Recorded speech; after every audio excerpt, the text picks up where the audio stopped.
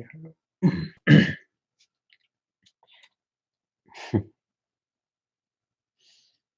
we are live from Corona, California. Corona, California. Wow, it's been a season, huh? Quite a winter. Quite. I mean, what do you mean, spring? We're in spring, and a lot has happened. It seems like yesterday. It seems like yesterday. And honestly, it's perfect now to talk about the nature of reality, aka Maya, aka Dunya, aka illusion, aka matrix, hologram, whatever you want to call it. There is a nature of that reality.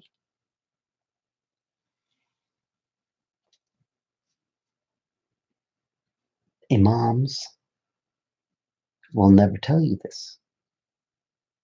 If they know it, then they will never even be in that position to do what they're doing, or they won't accept this esoteric truth and say it's not backed up by their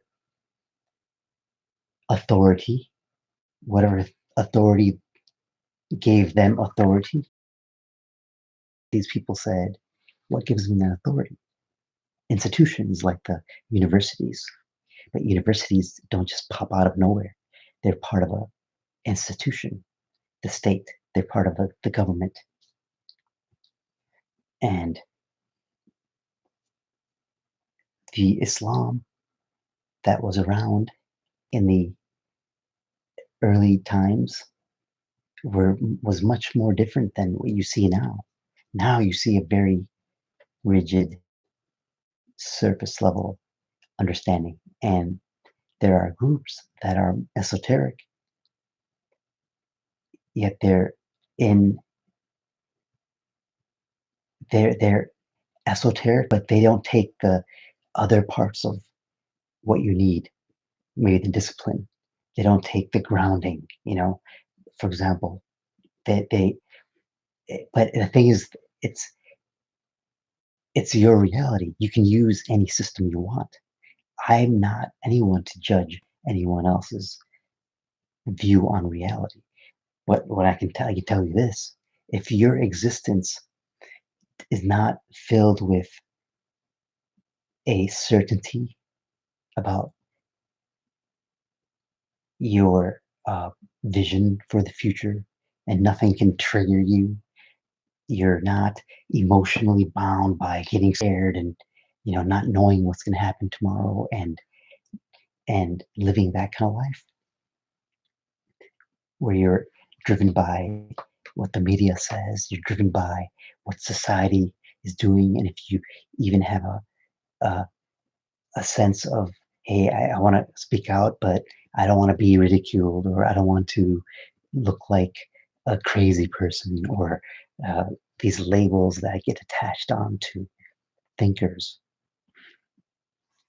And these are fears.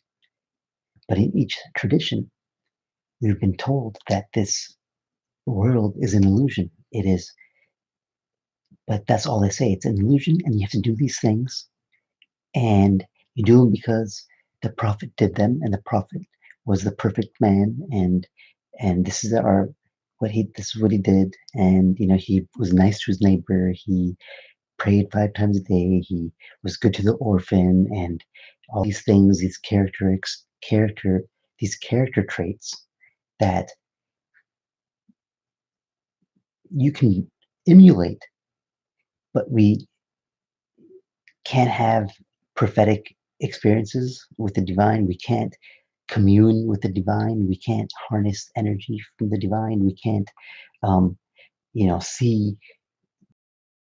We can't see a jinn or something. And it's like we can't understand astrology. We can't understand the stars, and we can't even read about it. We can't.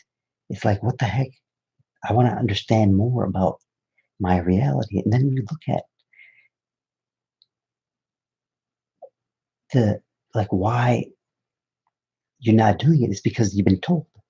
You've been the dunya, the illusion has been defined for you, and everything that is told to you, like, oh, this is what it is. You have to get this job. You have to have this kind of life, and you have to go to college. You have to do this, and that's what happiness is. And you work, and if whatever, you just stick it through.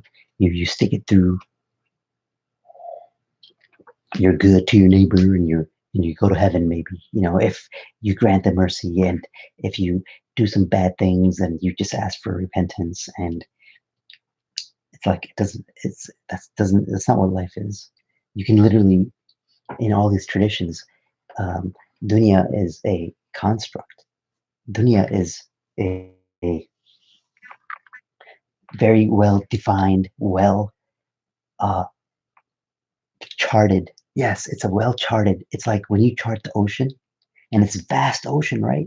It's a freaking huge. You don't. Wow, the ocean is so scary. It's like I was talking to my daughter, and I said the scariest thing for me to do would be go sailing to like Africa. And I've heard of people doing that. They sail. Imagine a sailboat. It relies on the wind. You have to know the currents, and you can't see the wind. You can't see the wind, but it's been charted out. It's like how do they chart it out? It's not like they by trial and error they just charted it out, and then it's like what if you it's like they charted it out like they can see it, and it's the thing is you can. It's energy, frequency, vibration. And people back then, they understood the nature of reality. They understood the illusionary perception. They understood you can manifest your reality. They understood the concept of mentalism and vibration. They didn't call it vibration. They didn't call it frequency and quantum physics terms and stuff like that. They called it different things like the demon for wind, or the fairies of trolls and the gnomes and the or the cyclops, or that's how they defined the unseen energies, just like people that charted the wind currents in the ocean thousands of years ago. And I said to my daughter that it would be scary for me because you're you have to know that energy. That's when you have this. I mean, that's why these sailors do that. It's like you have this intense.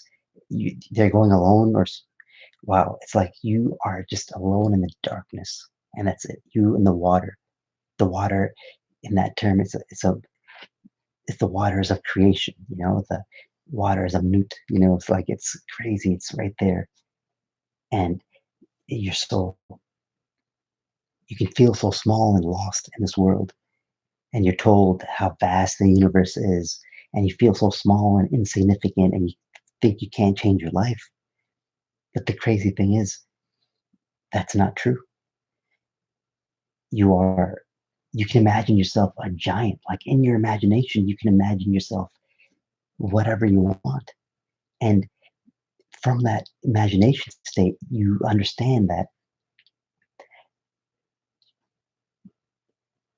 you don't, it's not a lot, it's not, you can't be stuck in your logical mind. When you live a certain frequency, a certain vibration, from a certain mindset state,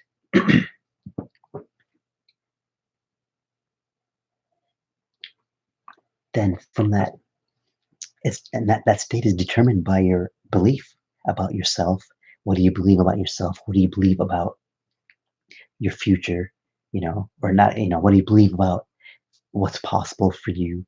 Do you believe that the best days are behind you? Do you believe that you're too um, fucked up? You can't be helped, or you're just good enough, and if you're just you're just getting by. It's like, what do you and why do you think like that? This is what this is all about, actually. Mysticism, occult, all that kind of stuff is all about the unseen realm, how to plant seeds in higher realms that build the roots in the unseen, and then the roots will start building in the physical by certain rituals. You do rituals to transfer that seed. You create a seed in your mind, okay, and you plant that seed in your mind, and then that seed is represented in a certain energy or certain thought form, a sigil, and you plant it in your reality and you activate it, and that is a seed. And that is a symbol that your subconscious mind sees, and it will associate that thought, and it's like a pathway gets made. And you just start becoming that person that doesn't procrastinate. I've been doing energy working with different energies, and it's like this is totally not misunderstood in the religious community. It's not spiritual because spirituality is different than religion. Let me tell you, everything is frequency, vibration, energy. Your name has a certain meaning. Your name has a certain vibration to it when you say it, and it'll invoke certain things in you. Okay, that's why if the Prophet in Islam said that make sure when you have a child, it's a good name, it's a good meaning, meaning that if it's a bad name, then that child will inherit the characteristics of that name. So if your name means mischievous, then you will be embodying that energy within you. If it means now there's okay, that's just a general thing, but there's ways to transmute energy. Now you had a name that means misfit, right, or mischievous child. I don't know who named that. For example, it means meaning are weird, and and so what happens is, say you were that name, and that was your excuse. Oh yeah, my name means something bad. Well, that's why. Then it's like you can transmute that name by having ego deaths. Like that version of you can die, and you can ritualize it, and there's ways to start cultivating that new you in the now, all the while ritualizing, you know, cutting ties with that version of you or sacrificing it, killing it. And these are different sciences of the unseen, and it's just about different energies and tapping into those energies, because if everything's energy, frequency, and vibration, and I'm in this ocean of energy, and it's the frequency. It's like I'm in water, and what holds me together is just skin. No, it's not skin and bones. It's frequency. It's just matter that it has just a quantum, it has like electromagnetic and magnetic waves and electricity, and it's like matter is nothing, and it gets deeper and deeper, and quantum physics, it gets smaller and smaller. It's an infinity. If you go into the nucleus of the atom, it goes deeper and deeper and deeper. It's not there's no it's just all space. It's all space. So, but what keeps it that consciousness? It is the consciousness. It is you that gives it consciousness, and that's why what we're 78% water, uh, and on this path, when you go on this path to understanding this kind of knowledge, and not just making it something that and oh, the occult, and you know symbolism, and what happened in this religion, and the Council of Nicaea, and uh, you know the this treaty, and um, this is not real, and that the Bible is fake, and it's been written this many times, and all these things, and a lot of like Muslims, like when I was younger, but in my heart, I never like made fun of the Christian religion, or I didn't make fun of Jews. I didn't harbor any kind of ill feeling towards any other faith. I was absorbing all the different views of the Muslim scholars, even at a young age, because my mom was into it, and she had CDs and tapes and stuff, and I would listen to it. And when I was younger, maybe 17, 18, 19, I didn't really pay attention to it much. But as I got older, um, I listened to some lectures like in 2000, like 6, and not, maybe like 2000, yeah, 2006. uh, I heard some lectures, and that kind of opened my curiosity, because they're talking about these mythological stories, and the story of Thought, the Lot, and all these people. And to me, I was like, okay, how can that be real? Like getting swallowed by a whale, and it's like surely it's metaphor, but I just went along with the cultural belief, you know, that these are historical events, but I never challenged, like, okay, I want some paper, I want some proof.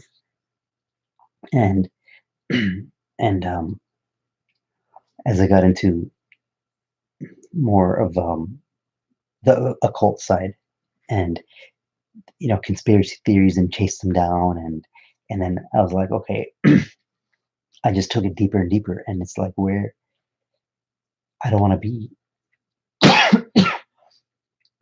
because it's fun to listen about the Saturn matrix, and you know um, the reptilians, and the aliens, and the flat Earth, and whatever side you're on, or you can take the NASA's approach, and you could be a NASA guy, and the quantum and quantum physics, and Neil deGrasse Tyson, and all those people, and or you can be into nothing like that. You can be into